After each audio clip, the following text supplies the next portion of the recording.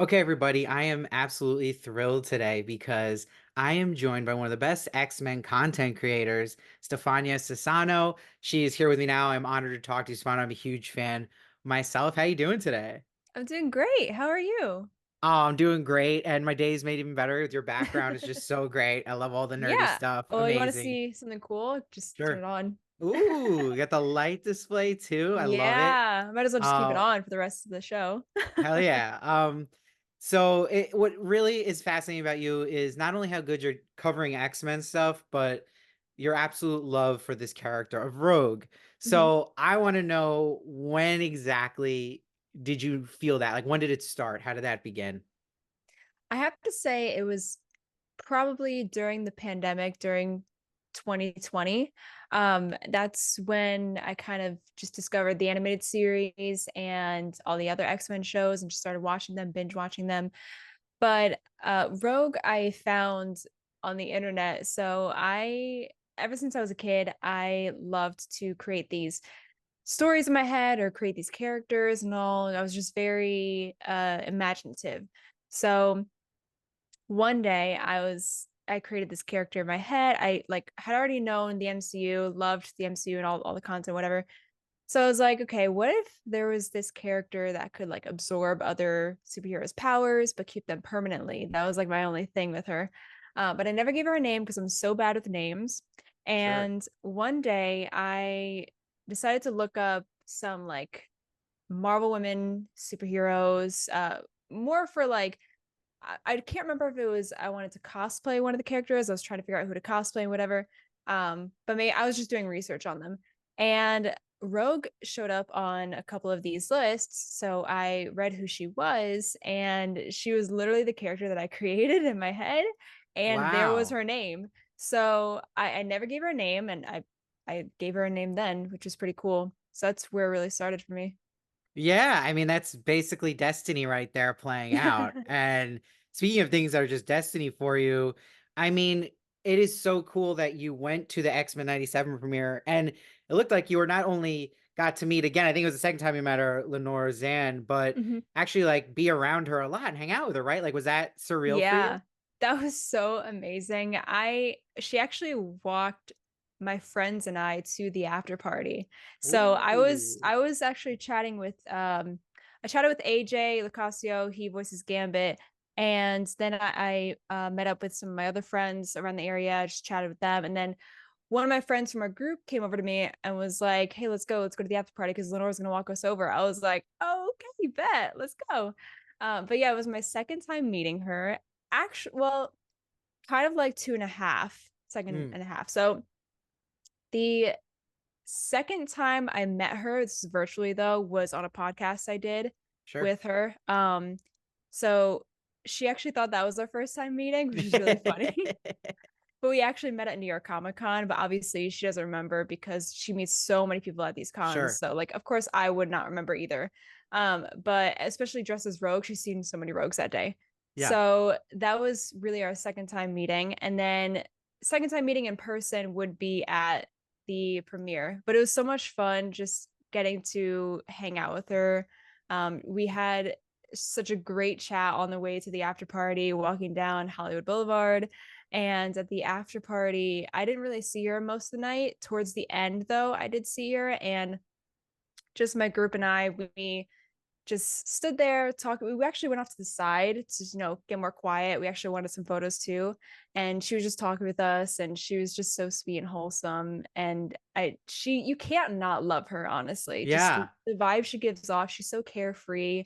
She's such a free spirit. The energy is just so nice to be around. She's amazing to be around. Did she remember you this time?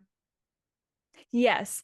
Okay, So from the good. podcast, yeah. Good. So I actually told it was after we recorded the podcast, and I told her and the host, "Hey, by the way, I'm going to the premiere because they were both going to be there." So I was like, "Oh, I'm going to the premiere, so I'll see you guys there." So she knew I was going to be there. She remembered me though. Oh, that's great. No, and that's awesome you get to be with the Rogue. I also am wondering too, because I saw there's a lot of cool stuff and like goodies there. Did you get your hands on any of these Magnetos? Was there actually the Magneto cereal pieces you could eat, or was it just the box? So, uh, So there was the Magneto's cereal, I think. They had like an actual cereal. I didn't try them. First of all, the premiere was like a fan event, and that means there's a lot more people that attend, like more fans and stuff. So Sure. it was very, very packed. And I wasn't able to get my hands on any of the cereals, especially the Magnetos, and didn't get to take a picture with them. So that was a bummer, but they were there. And actually, some people got a Marvel box sent to them in the mail. And in that box was I didn't get one, but like in the box was Magnetos. And I saw people post them, and that was really cool. I think they should honestly sell those. I would how many people would buy them? Oh That'd my be a God. Yeah. great marketing scheme. Oh my God. Yeah, you need a box right in your behind you right there under that Magneto Yes. figure. That'd be perfect. Yes. Um, I'm also wondering too, now that we're in the heat of like the X-Men season with X-Men 97 being out, as a fellow content creator, I always feel like this extra pressure because it's kind of on everyone's mind right now. How Mhm. for you, you always give such quality content, but consistently. So how do you avoid burnout? Do you have any kind of rules for yourself to make sure you don't like, overstress yourself on all this? So at the very beginning, when I was doing content creating, I was constantly making content, staying up till 3 a.m. to record stuff. And that was the burnout for me. Doing that for so long, it burned me out a lot. And then I realized over time that I don't need to post that much. Mm, If I just posted like a few times a week, even if the content is like that good, then the response will be good and I could just let it sit, marinate and all. That's what I've been doing a lot recently, especially because I have to balance this and a job. mm, So I told myself, okay, just whenever you have time, make the content. Don't focus too much on what ideas you need to put together and audios you need to find or anything like that. With X-Men 97 out now, it's much easier to produce content, yes. but I kind of struggled with that a lot before X-Men came out because I was just in like this drought. I didn't have any creative thing in my head. I didn't know what to do. But X-Men coming back and just growing to be so popular, it helped with the ideas flowing. And obviously, my Rogue cosplays are always going to do well because people love Rogue.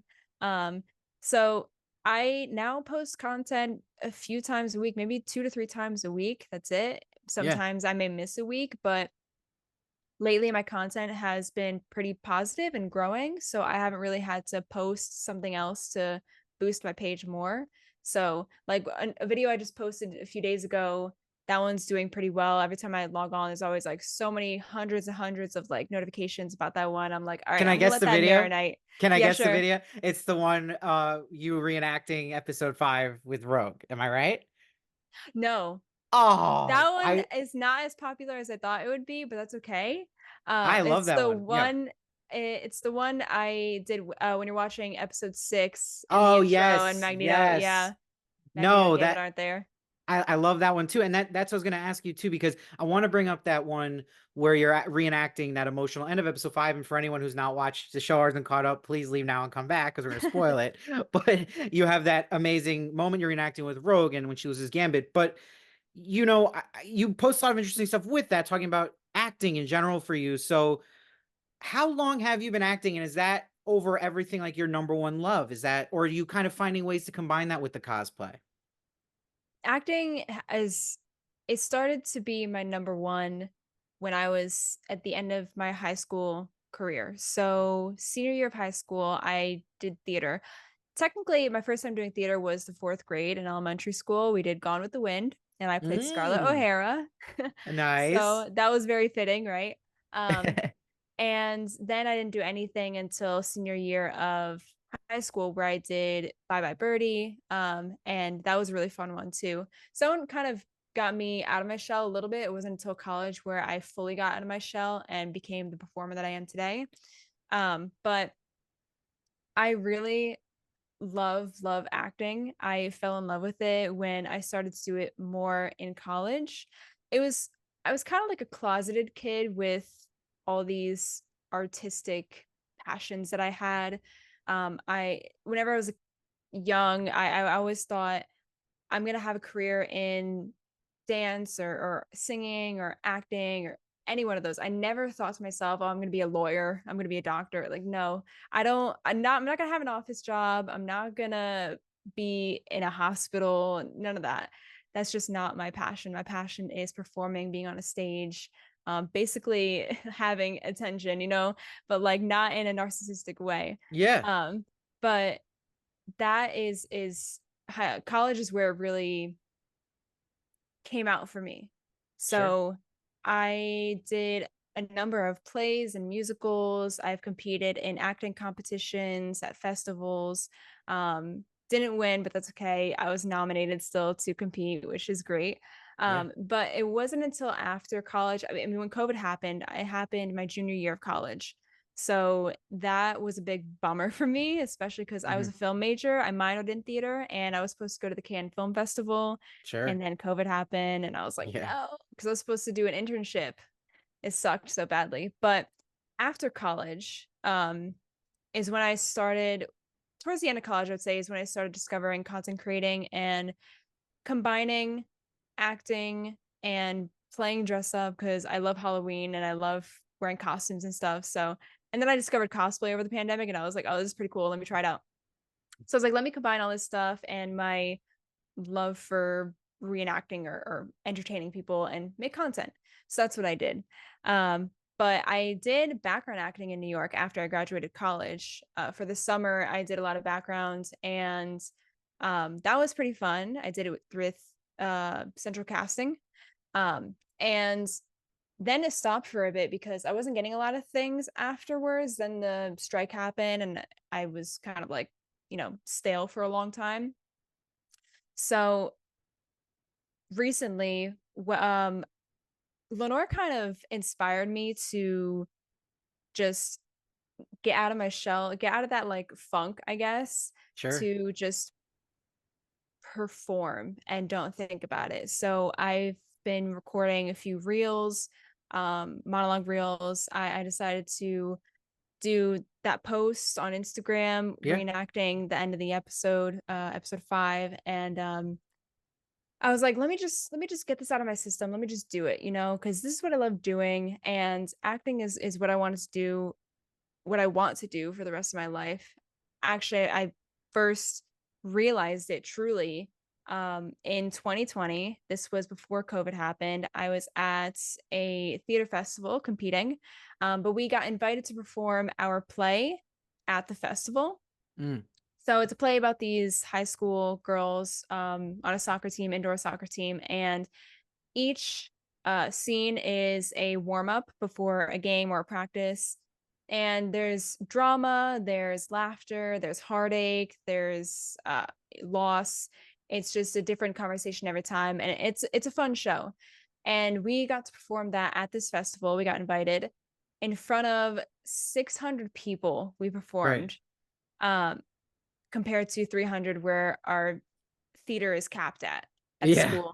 So it's double the size. And I remember we were taking our bows, and our director had told us beforehand, when you take those bows, just milk it all in. Just let the energy flow and let people just cheer you on and clap. It's gonna go on for a while.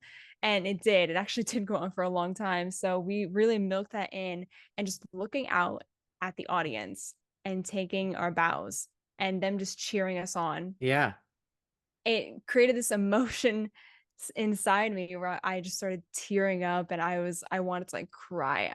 That was the moment that I knew that this was something that I wanted to do for the rest of my life, Oh, because nothing else made me that joyful, sure. happy, excited to be there. There Yeah. was nothing that could compare, honestly. It Yeah. was a surreal feeling. No, and that's great you bring that up too, because like I think people forget that about just like what content creating is, like as amazing as it is and fun to do, like it still doesn't replicate that like feeling of like an in-person success like Yeah. that, or seeing it right there in person, the reaction, feeling that. Yeah. That's really cool though. And I love you do all that. And it's really impressive that a lot of these you started recently, like cosplaying, and how quickly you found success. So what I think is interesting too with your cosplaying from an X-Men fan standpoint is how many characters you've done in the X-Men universe. You've Mhm. done Emma Frost, Mystique, even Dazzler. Is there any X-Men universe character, and obviously Rogue, versions of Rogue, that you haven't done yet that you're planning to do or would love to do one day? I've always said this, and I never started any, like, piece of the project for it. Gambit. Oh, He okay. is one that I would love to gender bend and do, especially because 'cause Sure. I've seen a few, Gambit gender bent cosplays, and they look phenomenal. So I'm like, "Okay, I've done so much Rogue, so many versions, I have to do her partner, Gambit." Yes. It's like, I have to. So he is a big one that I really wanna do, especially because I have all this material, it's just the time that I need to put in to make the cosplay.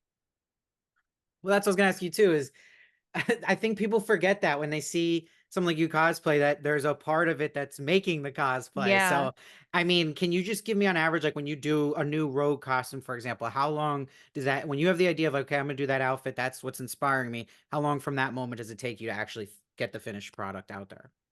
Majority of the time, it's buying clothing pieces and just putting them together, especially with her 80s look. That one, Mm, the only thing I had to really make was, a green t-shirt. I just had to cut up to make it the crop top. right. So, I would say based off of the 80s Rogue, that one took maybe like a week for all the materials to come in and the clothing to come in. The one cosplay that I did make from scratch, except for the bodysuit, was my black cat and of Mm, course the wig. So my black cat cosplay, which is one of my favorites I've done, because of the effort that I put in and how well it was executed. Um, the shin guards and the arm guards, those are all foam. I 3D printed the kneecaps.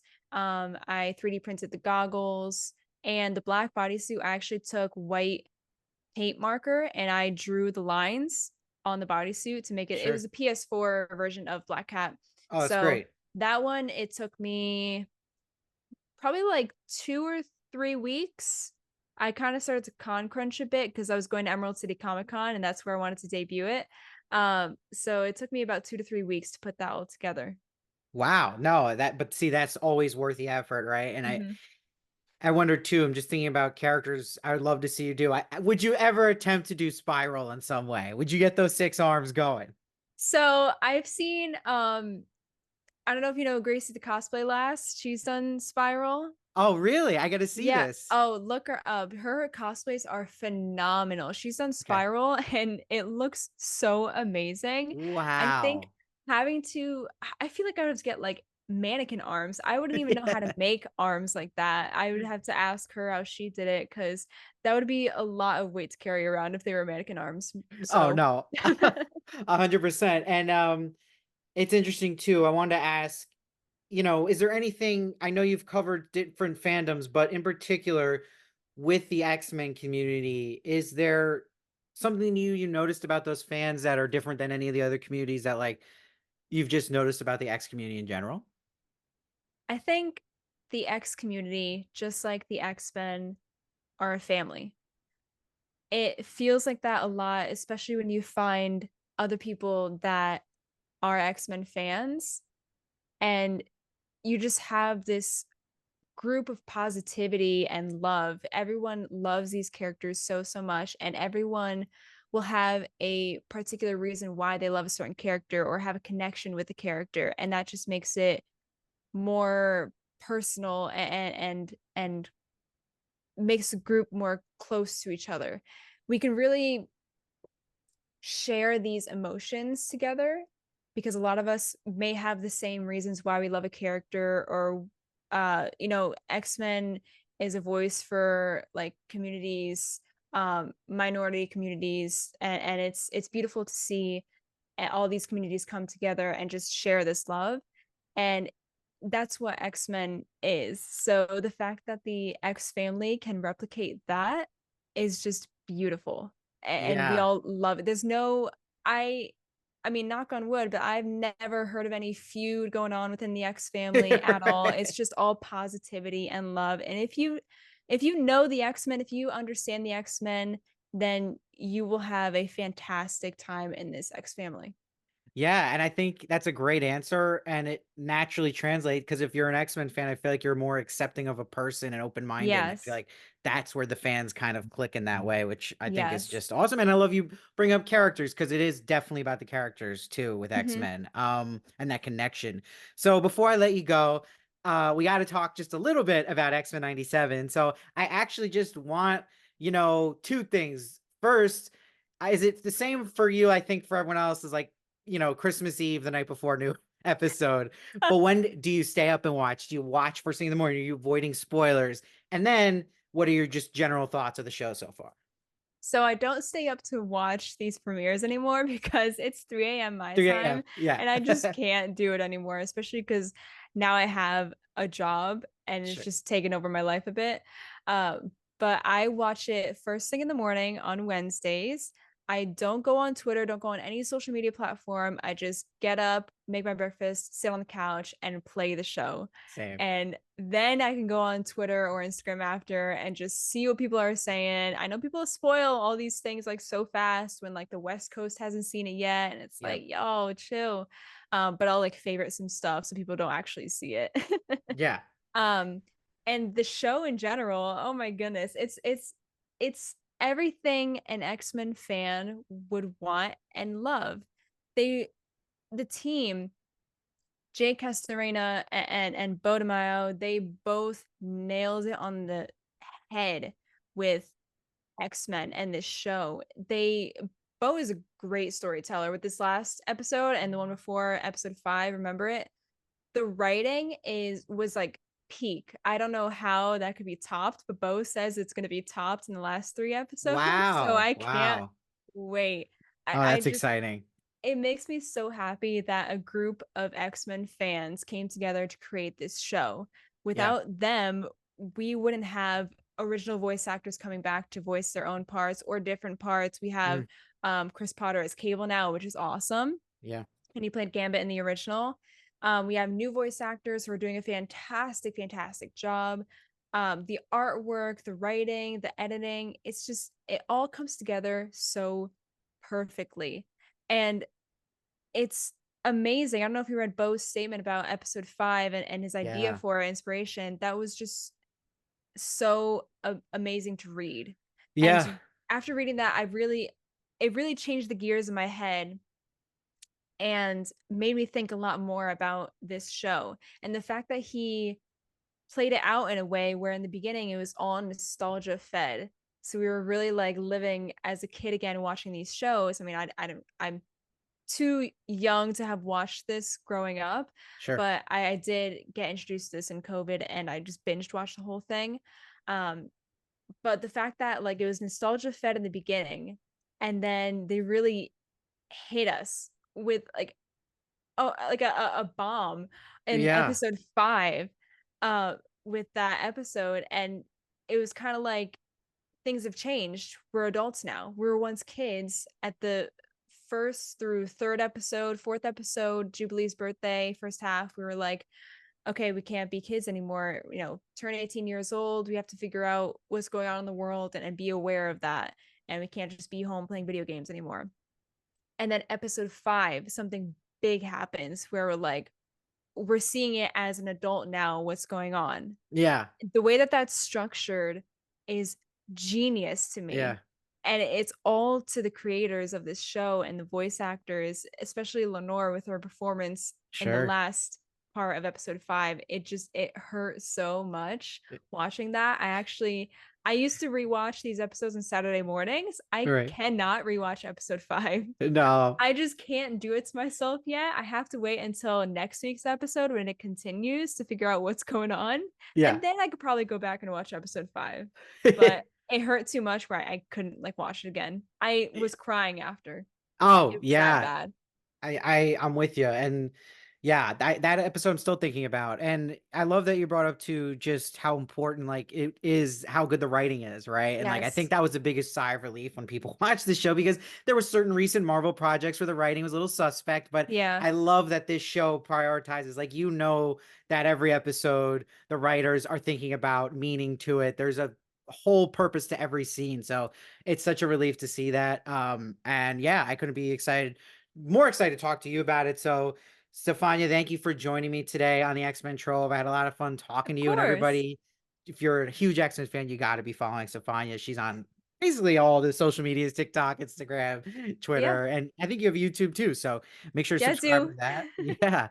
Yeah. Stefania, thanks so much for joining me, and hope to talk to you in the future one day. Thanks for having me.